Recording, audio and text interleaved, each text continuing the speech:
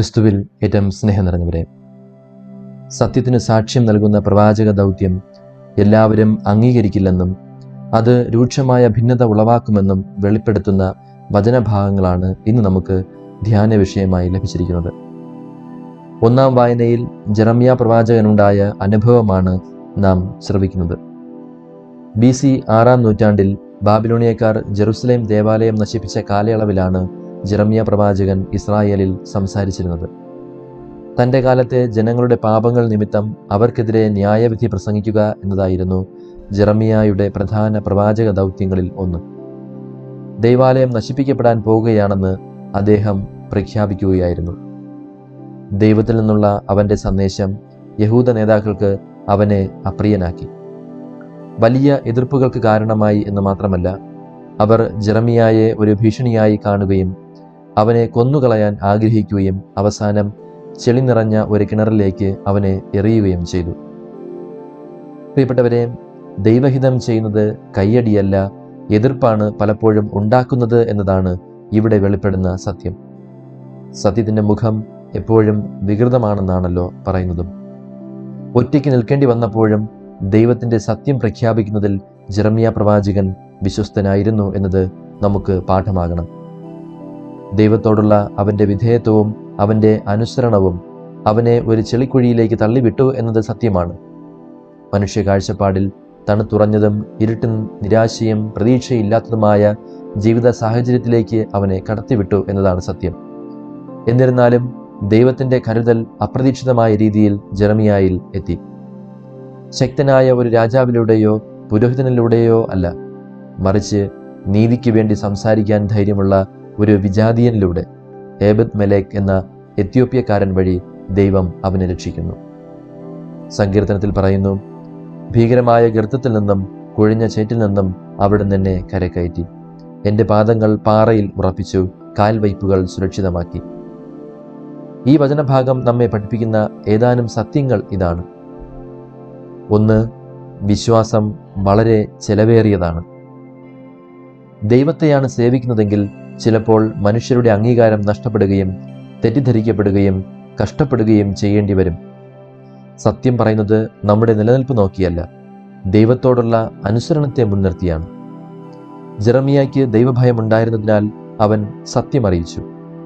അവൻ രാജാവിനെയോ ജനങ്ങളെയോ എന്തിനേറെ മരണത്തെയോ ഭയപ്പെട്ടില്ല. അതേസമയം സെദെക്കിയാ രാജാവിന് ദൈവഭയമില്ല. അവൻ തൻ്റെ ജനത്തെ ഭയപ്പെട്ടു. അതുകൊണ്ട് ദൈവത്തിൻ്റെ നീതിമാനെ മരണത്തിന് ഏൽപ്പിക്കാനും മടി കാണിച്ചില്ല. രണ്ടാമതായി, ദൈവം അപ്രതീക്ഷിതരായ വ്യക്തികളിലൂടെ പ്രവർത്തിക്കുന്നു എന്നത്. ഏബദ് മെലേക്കിൻ്റെ അനുകമ്പയും ധൈര്യവും ഇവിടെ എടുത്തു പറയേണ്ടതാണ്. കൊട്ടാരത്തിലെ തൻ്റെ സ്ഥാനം പണയപ്പെടുത്തി അവൻ പ്രവാചകനെ സഹായിക്കാൻ മുന്നോട്ട് വരികയാണ്. ഇവിടെ വെളിപ്പെടുന്നത് ഏബദ് മെലേക്കിൻ്റെ വിശ്വാസം കൂടിയാണ്. അവൻ ഒരു വിജാതീയനായിരുന്നിട്ടും ഏക സത്യദൈവത്തെ ഭയപ്പെട്ടു. അവൻ കൊട്ടാരത്തിലെ തൻ്റെ ജോലി നഷ്ടപ്പെടുമെന്നോ രാജാവിൻ്റെ അപ്രീതിക്ക് കാരണമാകുമെന്നോ മരിക്കേണ്ടി വരുമെന്നോ ഭയപ്പെട്ടില്ല. അപ്രകാരം തന്നിൽ ആശ്രയിക്കുന്നവരിലൂടെ, തന്നെ ഭയപ്പെടുന്നവരിലൂടെ, അപ്രധാനികളെന്ന് സമൂഹം കരുതുന്നവരിലൂടെയും മാറ്റി നിർത്തപ്പെട്ടവരിലൂടെയും ദൈവം വിമോചനം കൊണ്ടുവരും എന്നതാണ് ഇതിലൂടെ വെളിപ്പെടുന്നത്. മാത്രമല്ല, നീതിയിലും കരുണയിലും വേരൂന്നിയ ഒരു ദയാപ്രവൃത്തിയും വളരെ ചെറുതല്ലെന്നും ഇത് നമ്മെ ഓർമ്മിപ്പിക്കുന്നു. കാരണം തൊട്ടടുത്ത അധ്യായത്തിൽ ദൈവം ജെറമ്യാ വഴി ഏബദ് മെലേക്കിനോട് പറയുന്നത് ഇപ്രകാരമാണ്: ഞാൻ പറഞ്ഞിരുന്നതുപോലെ നന്മയല്ല തിന്മ ഈ നഗരത്തിൻ്റെ മേൽ ഞാൻ വരുത്താൻ പോകുന്നു. നിന്റെ കണ്ണുകൾ അത് കാണും. അന്ന് നിന്നെ ഞാൻ രക്ഷിക്കുമെന്ന് കർത്താവ് അരുൾ ചെയ്യുന്നു. നീ ഭയപ്പെടുന്നവരുടെ കയ്യിൽ നിന്നെ ഞാൻ ഏൽപ്പിച്ചു കൊടുക്കുകയില്ല. ഞാൻ നിന്നെ നിശ്ചയമായും രക്ഷിക്കും. നീ വാളിനിരയാവുകയില്ല. യുദ്ധസമ്മാനമായി നിന്റെ ജീവൻ സംരക്ഷിക്കപ്പെടും. എന്തെന്നാൽ നീ എന്നിൽ ആശ്രയിച്ചു. അതായത്, ദൈവത്തിൻ്റെ ദാസനു വേണ്ടി കാരുണ്യം ചെയ്തവനെ ദൈവം രക്ഷിക്കുമെന്ന് വാഗ്ദാനം ചെയ്യുകയാണ്. അതുകൊണ്ട് പ്രിയപ്പെട്ടവരെ, നമ്മുടെ കാരുണ്യ പ്രവൃത്തികൾ ഒന്നും ഒരിക്കലും വൃഥാവിലാകില്ല എന്ന് സത്യമാണ്. ഹെബ്രായർക്കുള്ള ലേഖനം ഓർമ്മിപ്പിക്കുന്നതും ഇപ്രകാരമാണ്: നിങ്ങളുടെ പ്രവൃത്തികളും വിശുദ്ധർക്ക് നിങ്ങൾ ചെയ്തതും ചെയ്യുന്നതുമായ ശുശ്രൂഷയിലൂടെ തൻ്റെ നാമത്തോട് കാണിച്ച സ്നേഹം വിസ്മരിക്കാൻ മാത്രം നീതിരഹിതനല്ലല്ലോ ദൈവം. അതുകൊണ്ട് ദൈവത്തിനു വേണ്ടി നീതിയും കരുണയും നമുക്ക് പ്രവർത്തിക്കുന്നവരാകാം. മൂന്നാമതായി, ദൈവം നമ്മുടെ കുഴികളിൽ നമ്മെ കാണുന്നു എന്നത്. ഉപേക്ഷിക്കപ്പെട്ടതായി, കുടുങ്ങിപ്പോയതായി, അല്ലെങ്കിൽ മറ്റുള്ളവരാൽ തിരസ്കരിക്കപ്പെട്ടതായി നമുക്ക് തോന്നുമ്പോൾ പോലും ദൈവം നമ്മെ ഉയർത്താൻ ഇതിനകം തന്നെ പ്രവർത്തിക്കുന്നു എന്നതാണ് സത്യം. ചെളി നിറഞ്ഞ കിണർ ജീവിതത്തിൻ്റെ അവസാനമല്ല, ദൈവത്തിൻ്റെ അത്ഭുതകരമായ ഇടപെടൽ അനുഭവിക്കുവാനുള്ള വേദിയാണ്. കാരണം ദൈവത്തിൻ്റെ രക്ഷ ഏറ്റവും അത്ഭുതകരമായ ദിശകളിൽ നിന്ന് വരാം. രക്ഷ സ്വീകരിക്കാൻ തക്ക വിശ്വാസം നമുക്കുണ്ടോ എന്ന ആത്മപരിശോധന നമുക്ക് നടത്താം. പ്രിയപ്പെട്ടവരെ, ജെറമ്യായുടെ ഈ ജീവിതകഥ അവൻ്റെ മാത്രം കഥയല്ല, മറിച്ച് വരാനിരുന്ന വലിയ രക്ഷയുടെ മുൻരൂപം കൂടിയായിരുന്നു. ഒന്നാമതായി, ജെറമ്യ പ്രവാചകൻ ക്രിസ്തുവിൻ്റെ ഒരു നിഴലായിരുന്നു. സ്വന്തം ജനങ്ങളാൽ തിരസ്കരിക്കപ്പെട്ട് ഒരു കിണറ്റിൽ എറിയപ്പെട്ട ജെറമ്യ, തിരസ്കരിക്കപ്പെട്ട, കുറ്റം വിധിക്കപ്പെട്ട, മരണത്തിൻ്റെ കുഴിയിലേക്ക് താഴ്ത്തപ്പെട്ട യേശുവിൻ്റെ മുൻ രൂപമായിരുന്നു. ഇരുവരും നിരപരാധികളായിരുന്നുവെങ്കിലും ദൈവത്തിൻ്റെ സത്യം സംസാരിച്ചതിനാൽ കഷ്ടത അനുഭവിക്കേണ്ടി വന്നു. ഏബദ് മെലേക്ക് ജെറമ്യായെ കുഴിയിൽ നിന്ന് ഉയർത്തിയതുപോലെ പിതാവിൻ്റെ ശക്തിയാൽ യേശു ശവക്കുഴിയിൽ നിന്ന് ഉയർത്തെഴുന്നേറ്റു. ജെറമ്യ എറിയപ്പെട്ട ആഴക്കിണറിലെ ചെളി ക്രിസ്തു നമുക്ക് വേണ്ടി പ്രവേശിച്ച മനുഷ്യപാപത്തിൻ്റെയും നിരാശയുടെയും ആഴങ്ങളിലേക്ക് വിരൽ ചൂണ്ടുന്നു. രണ്ടാമതായി, അസാധ്യ രക്ഷകനും സഭയുടെ ദൗത്യവും. ഏബദ് മെലേക്ക് ഇസ്രായേലിൽ നിന്നുള്ളവനല്ല, അവൻ ഒരു വിദേശിയും വിജാതീയനുമായിരുന്നു. എന്നിരുന്നാലും അവൻ ദൈവത്തിൽ വിശ്വസിക്കുകയും അവിടുത്തെ ഭയപ്പെടുകയും ചെയ്തിരുന്നുവെന്ന് നേരത്തെ സൂചിപ്പിച്ചിരുന്നു. ദൈവം തൻ്റെ പ്രവാചകനെ രക്ഷിക്കാൻ അവനെയാണ് ഉപയോഗിച്ചത്. സുവിശേഷം എല്ലാ ജനതകൾക്കും വേണ്ടിയുള്ളതാണെന്നും തൻ്റെ രക്ഷാകര പദ്ധതി നടപ്പിലാക്കാൻ ദൈവം തന്നിൽ വിശ്വസിക്കുന്ന സഭയെ ഭരമേൽപ്പിച്ചിരിക്കുന്നുവെന്നും ഇവിടെ മനസ്സിലാക്കണം. ദൈവം സഭയിലെ ഓരോ വ്യക്തിക്കും തൻ്റെ വെളിച്ചം ഇരുണ്ട സ്ഥലങ്ങളിലേക്ക് കൊണ്ടുവരാനുള്ള പ്രത്യേക ദൗത്യം നൽകിയിരിക്കുന്നു. അതുകൊണ്ട് നമുക്കെല്ലാവർക്കും മറ്റുള്ളവരുടെ രക്ഷയെക്കുറിച്ച് ചിന്തയുണ്ടാകണമെന്നും അതാണ് ദൈവത്തിൻ്റെ ദൃഷ്ടിയിലെ നീതിയും കരുണയും എന്നതും തിരിച്ചറിയണം.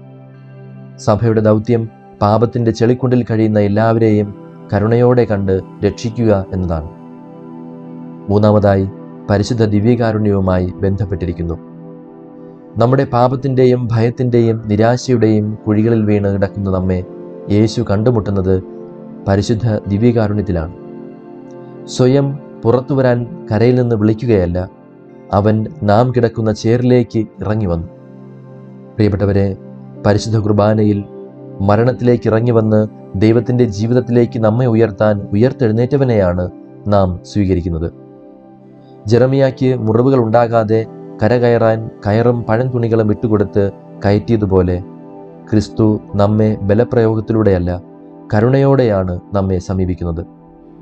യാത്രയിൽ നമ്മെ ശക്തിപ്പെടുത്താൻ സ്വന്തം ശരീരവും രക്തവും കൊണ്ട് നമ്മെ പോഷിപ്പിക്കുകയും ചെയ്യുന്നു. പ്രിയപ്പെട്ടവരെ, നമ്മുടെ കഴിവുകൊണ്ട് രക്ഷപ്പെടാൻ സാധിക്കാത്ത പാപത്തിലും പാപസാഹചര്യത്തിലും തഴക്കദോഷങ്ങളിലും നിരാശയിലും അപകടത്തിലും ദുഃഖദുരിതത്തിലും നിന്ന് നമ്മെ രക്ഷിക്കുവാൻ കഴിവുള്ളവനാണ് പരിശുദ്ധ കുർബാനയിലൂടെ നമ്മുടെ അടുക്കൽ വരുന്ന യേശുനാഥൻ. ജെറമ്യ പ്രവാചകന് നൽകപ്പെട്ടതുപോലെ ജീവിതത്തിലേക്ക് പിടിച്ചു കയറാനുള്ള കയറാണ് പരിശുദ്ധ കുർബാന. ജെറമ്യായ്ക്ക് കയർ ഇട്ടുകൊടുക്കുകയാണ് ചെയ്തത്. ആ കയറിൽ പിടിച്ചിരുന്ന് സുരക്ഷിതമായി പുറത്തു വരാനുള്ള ക്രമീകരണങ്ങൾ ചെയ്യേണ്ടത് ജെറമ്യ തന്നെയായിരുന്നു. പരിശുദ്ധ കുർബാന എപ്രകാരം യോഗ്യതയോടെ സ്വീകരിച്ച് രക്ഷ പ്രാപിക്കണം എന്ന് തീരുമാനിക്കേണ്ടത് നമ്മളാണ്. അതുകൊണ്ട് നമുക്ക് പ്രാർത്ഥിക്കാം.